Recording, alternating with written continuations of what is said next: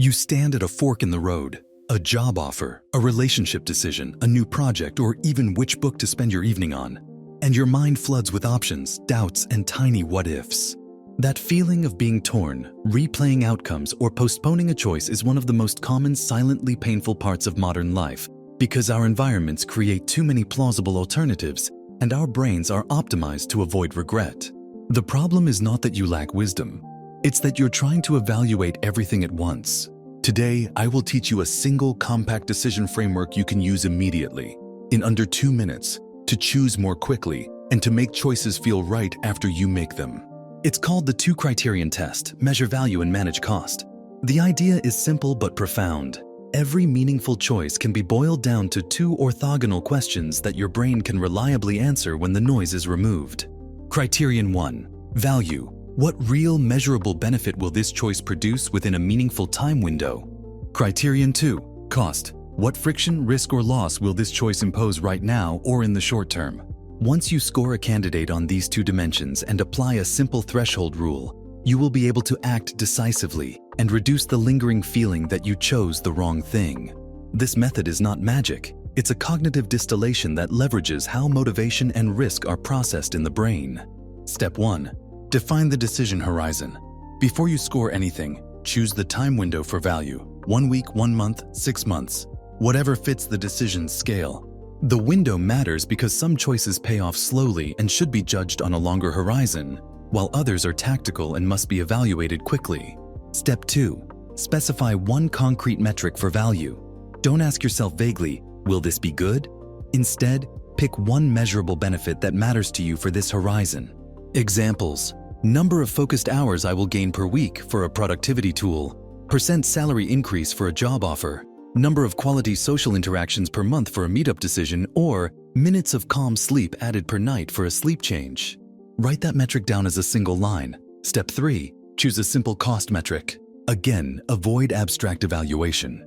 Choose a single concrete cost you can quantify or estimate immediately. Money spent, hours required, reputational risk on a scale of 1 to 10, cognitive load score, or the number of related decisions created. Put it on the same one-line style. Step 4. Score both on a 1-10 scale relative to your context. For value, 1 means negligible or irrelevant, 10 means transformative for the chosen horizon. For cost, 1 means nearly no friction, 10 means massive, intolerable burden. If you're unsure of exact numbers, use your gut but justify each number in one short phrase. Step 5. Apply the Two-Criterion rule. Decide your acceptance rule in advance. For example, accept if value testinog 7 and cost 4, or if value-cost ratio D2. The exact threshold depends on your risk appetite and the decision context. The critical move is committing to the rule before evaluating options to avoid post-hoc rationalization. Step 6. Commit and apply a brief check for reversibility.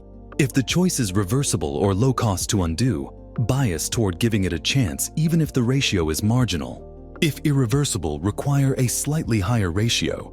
This handles the fear of lock-in that often paralyzes people. That is the whole system. Set horizon, pick one metric for value and one for cost. Score, apply a pre-decided acceptance threshold, and then act. Now let me show you 3 practical scenes so you can feel how this works in real life. Scene A, the job offer. Horizon, 1 year. Value metric, percentage increase in learning opportunities plus exposure to mentors. Translate into a 110 estimated score. Cost metric, commute hours per week plus emotional toll. Translate into 110. Score, job A value 8, cost 6, job B value 6, cost 3. If your rule is value, 7 and cost 0.5. Job A fails the cost test even though value is high. Job B passes because lower cost improves quality of life now. Knowing this gives you a justified reason choice and reduces the what-if loop because you used a consistent rubric. Scene B, the side project. Horizon, 3 months. Value metric, number of validated customers or learning milestones. Cost metric, weekly hours taken from family time. Score a simple ratio. If value cost 1.5, commit a small pilot with a 4-week checkpoint. The extra guardrails keep the project from bleeding energy. Scene C, social decision. Horizon, 1 month. Value metric, likely number of meaningful connections. Cost metric, social energy drained per meetup. Score and decide. If cost is high and value modest, pick the lower cost option, but schedule a follow-up that preserves opportunity.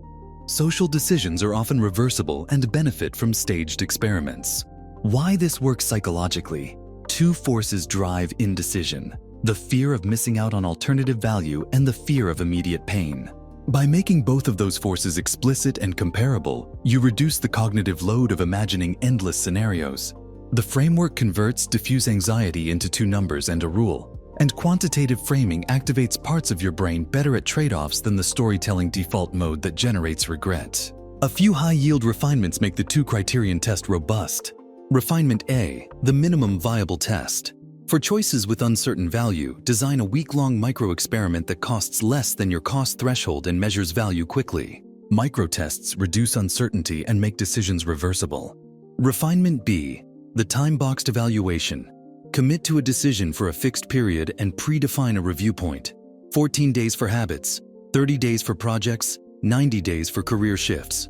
This gives your brain permission to act because it knows the decision is not necessarily permanent. Refinement C, the social calibration.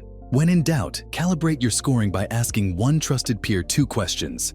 On a 1-10 scale, how valuable does this look given a 3-month horizon? And how much friction would you expect?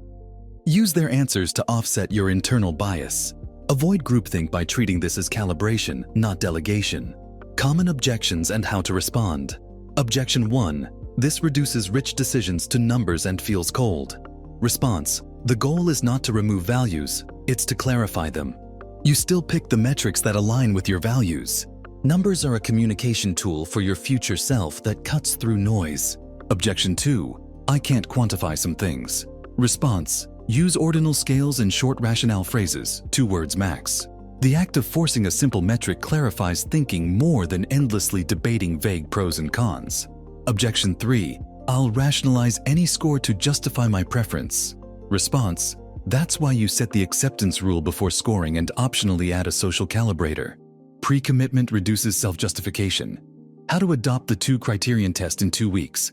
Week 1. Practice with small daily choices. Which article to read, which side project to prioritize, whether to accept a social invite. For each, run the 2-line metric score and apply your threshold. Keep a tiny log, decision, metric scores, and outcome in 1 sentence. Week 2, apply to 1 medium decision, job offer, course enrollment, major purchase. Add a micro-test or time box if uncertain. At the end of week 2, review your log. Notice patterns in your scoring. Calibrate acceptable thresholds for different decision classes and refine your metric choices.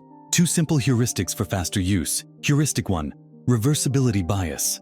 If a choice is reversible, lower your threshold by 1 point to favor action.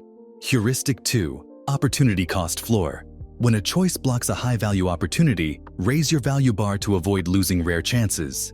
Final practical checklist you can memorize. 1. Set horizon. 2. Pick 1 value metric and 1 cost metric. 3. Score 110. 4. Apply pre-chosen threshold. 5. If borderline, run a micro-test or time box. 6. Commit and schedule a review.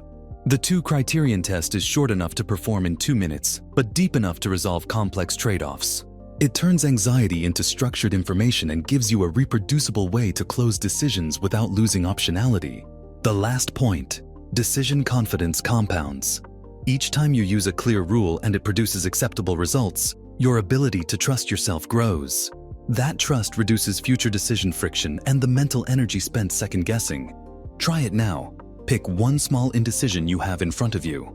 Set a 1-week horizon, write 1 sentence for value and 1 for cost. Score them and apply a simple rule. Acceptive value, LAC 6 and cost EC 4. If it passes, commit for a week. If not, either microtest or decline. Leave a note about what you learned. If you find this helpful, incorporate the two-criterion test into your planning ritual. A 5-line decision log at the top of your daily notes, and watch how quickly your days fill with fewer abandoned forks and more deliberate paths. Decisions won't stop coming, but with a compact lens, you will stop being pulled in a dozen directions and start moving with clarity.